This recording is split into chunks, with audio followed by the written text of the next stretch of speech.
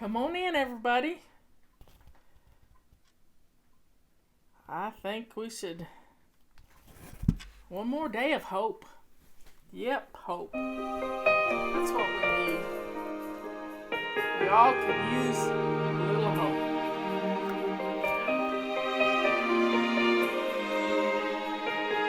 And please share our videos and put the thumbs up. I can hear the thunder rolling, and the rain begins to fall. I can feel my courage tremble after I have come so far.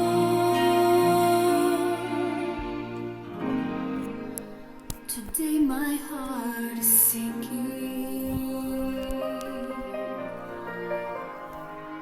and my Come on world in. is caving in. There's room for everybody. And my tea's super hot. But there's light on the horizon,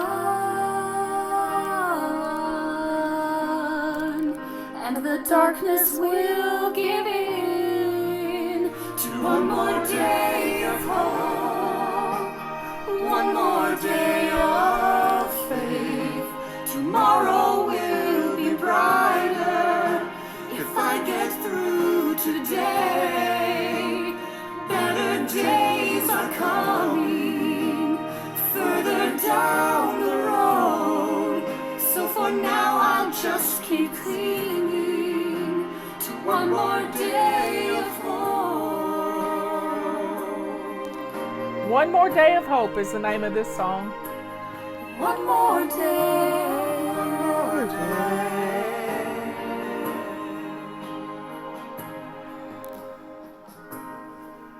And I know that I'll get through this.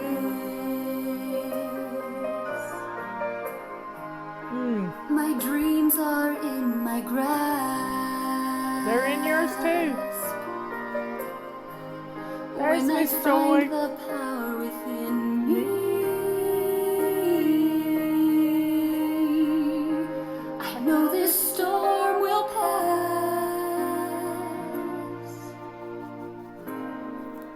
It will only make me stronger. When this victory I've won, I can last a little longer. If I keep holding on to one more day of hope, one more day of faith. Tomorrow will be brighter if I get through today. Better days are coming further down the road. So for now I'll just keep clinging to one more day of hope. One more day.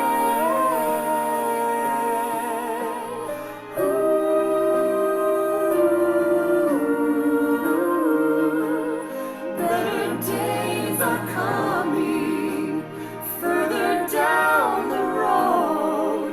So for now I'll just keep clinging to one more day of hope.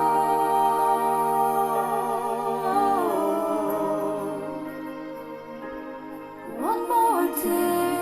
One more day.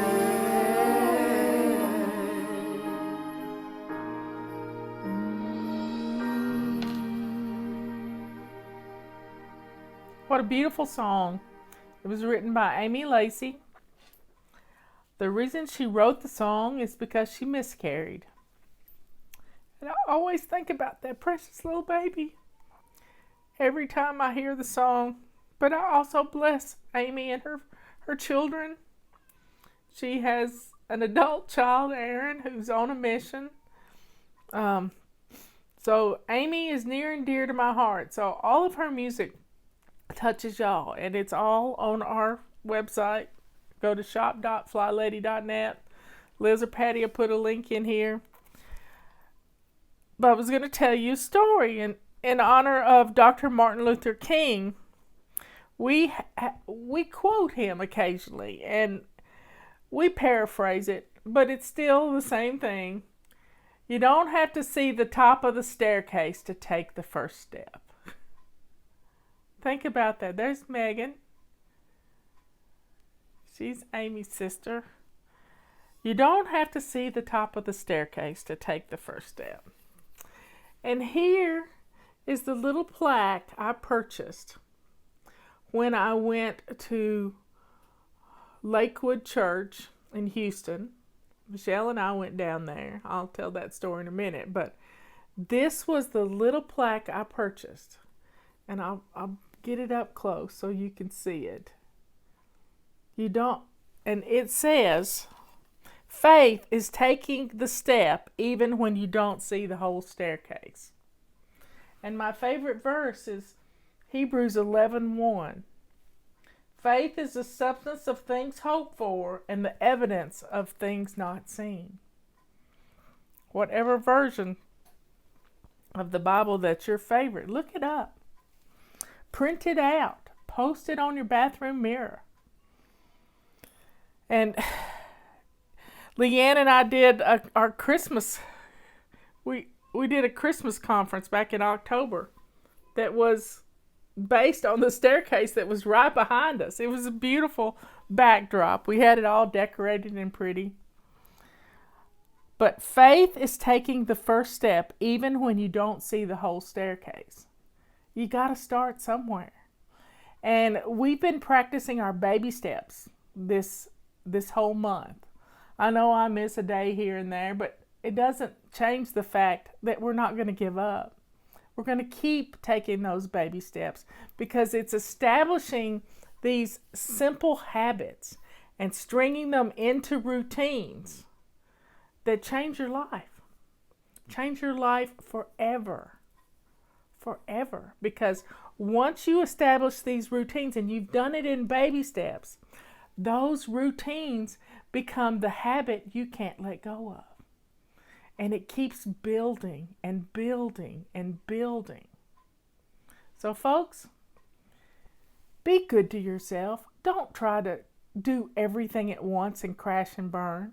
Today I've been setting my timer for every 15 minutes and I've been getting up and doing a few things here and a few things there. My kitchen looks great.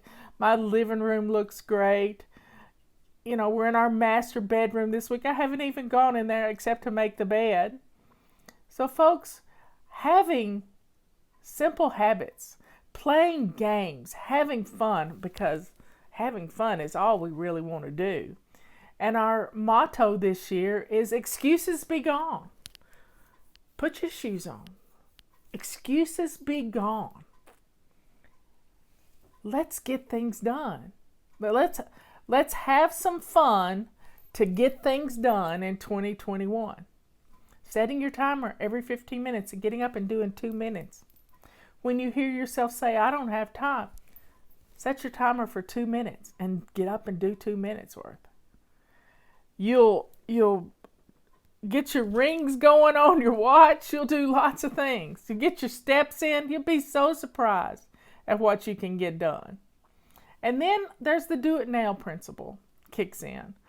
Our oven light went out and Robert, the do it now principle kicked in. We've got a little bin, well, it's a crate that we keep in the top of our hall closet that has light bulbs in it. And those light bulbs have everything from our favorite light bulbs for our lamps to appliance bulbs. And we had one more appliance bulb. And guess what?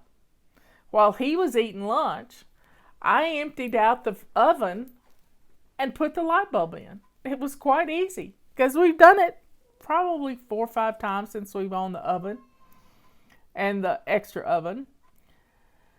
And then, you know what I did? I got on Amazon and I ordered 2 more because that was our last one. He said, well, put it on my grocery list. And I don't want him going to the grocery store and running around looking for things. I'd just rather get it ordered, get it shipped. It's free shipping, and I'm happy. We don't need another one right away, and if we do, we can wait until we get it in a couple of days. So the do it now principle kicks in. When you get down to your last roll of toilet paper in your bathroom, don't wait. I have this cool stand in my bathroom, and it will hold 5 rolls of toilet paper, 5 of them. 1, 2, 3, 4, 5. And one you're using. So last night I filled it up.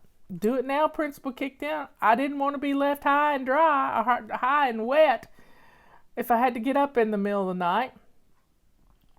And I dated the very last roll so that I could see how long it took me to use those up, because I have no clue. No clue. So that's what I did. Is it going to be a month? Is it going to be 2 weeks? I don't know.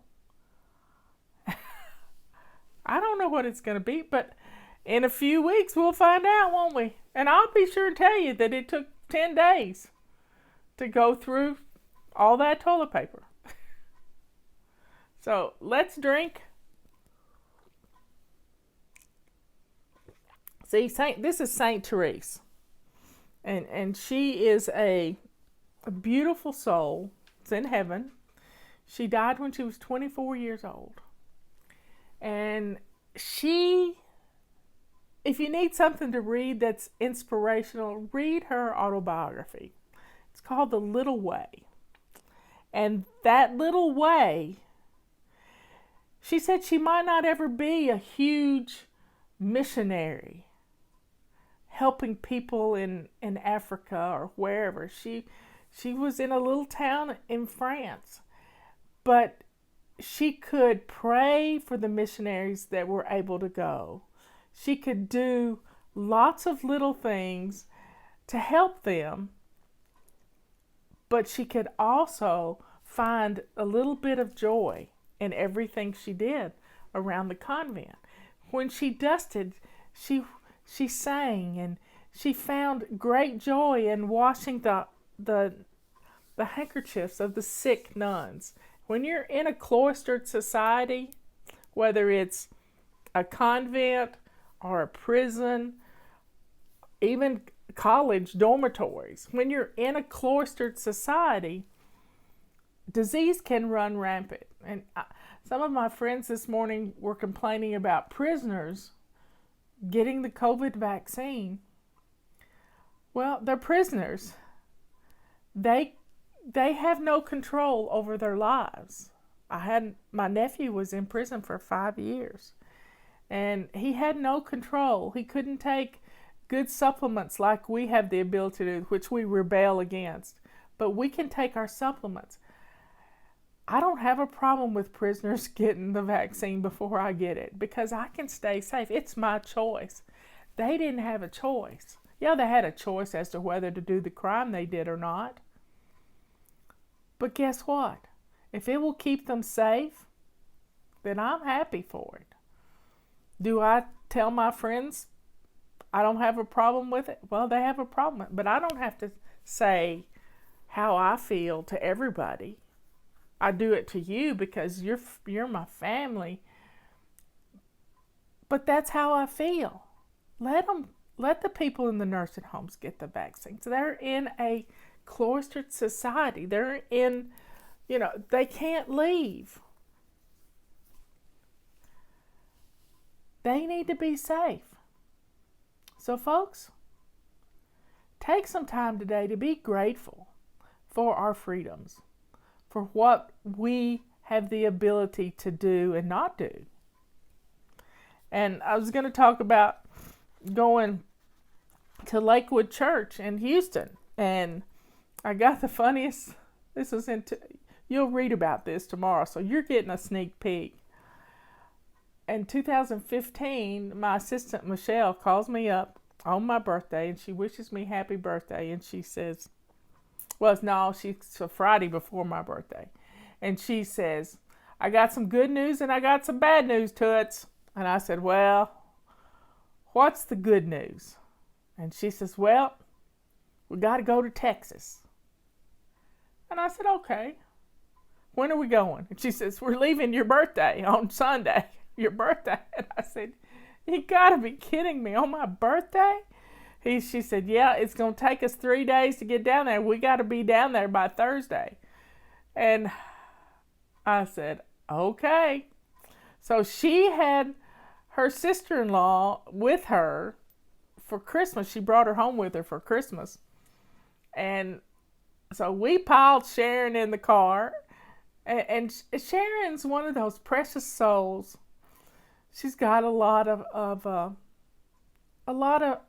physical problems. And she says, I can't do a whole lot going out and helping people, but I can get on Facebook and I can pray for them. So she's one of those people that she'll pray for you in a heartbeat. She sees people that need prayer and she prays for them. That's what she does. So somebody was asking this one, Scott Adams said, what good is Facebook? Well, Facebook's pretty good. Facebook has much longer legs than Twitter does when it comes to seeing things and having things come around. And I've always thought of Facebook as being our own personal newspaper with all our friends and family in it. Except now they put sponsored stuff up and it's kind of annoying. But hey, you get to see what everybody's doing. You get to keep up with those babies like Amy's babies. And you just get to feel like you're part of their family. That's what Facebook is. It brings us closer together.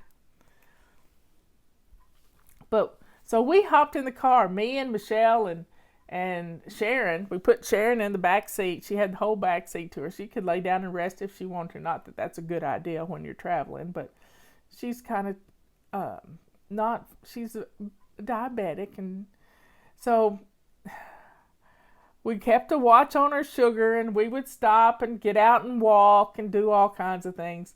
But you know what we did the whole way to Texas? We listened to Joel Osteen on XM radio. I had never listened to him before. And we listened and we listened and we listened. And I never, not one time, heard anything come out of his mouth that was not biblical. Now, I'd heard all these stories about how he wasn't a good person. Well, I did some research. And the research showed that he's made all of his money from selling books, not from pastoring the church, but from writing books. He doesn't even take a salary pastoring the church. And the church before COVID was the largest church in the country. And I'm sure it's even stronger now. Got my battery thing going. It's up to 36%. It's going to get done. So we listened and listened and listened. And we went to Fort Hood, Texas, and it was right after they had the shootings there. And it's a scary thing to go to a place that's having shootings. But I knew we were supposed to go. I knew we had to go speak to the families. It was set up with chaplains at Fort Hood, and they needed some hope. They needed to know that somebody cared. So folks, how can you give somebody hope today? What good deed can you do to help another person? Life's too short to just sit in your house and do nothing and twiddle your thumbs. Write cards and letters to people. That's easy to do. Remember somebody's birthday. Pick up the phone and call.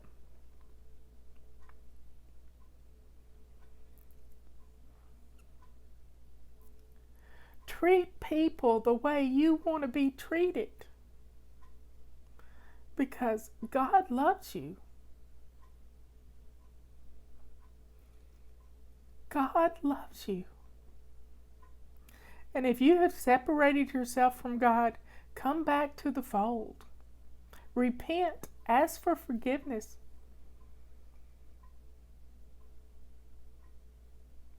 You can do this.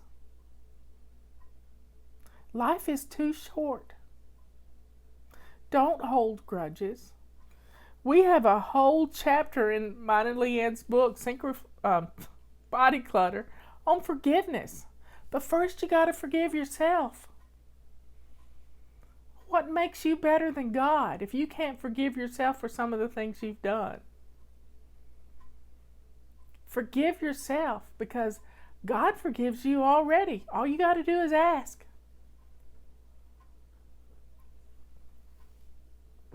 Oh, the tea is just right.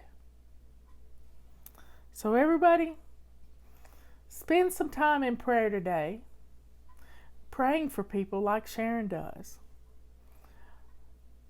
Look on Facebook and see who needs a kind word. Put together some of your old friends and encourage one another. We have done that on Facebook, on Messenger. We have several friends, some of which have gone through COVID, and we've cheered them on, and we've all given our 2 cents worth of what to do. The main thing I would do is fast, because that cuts down on the mucus. Just drink bone broth and tea and stay warm. Get cuddled up in a blankie and stay warm. Yeah.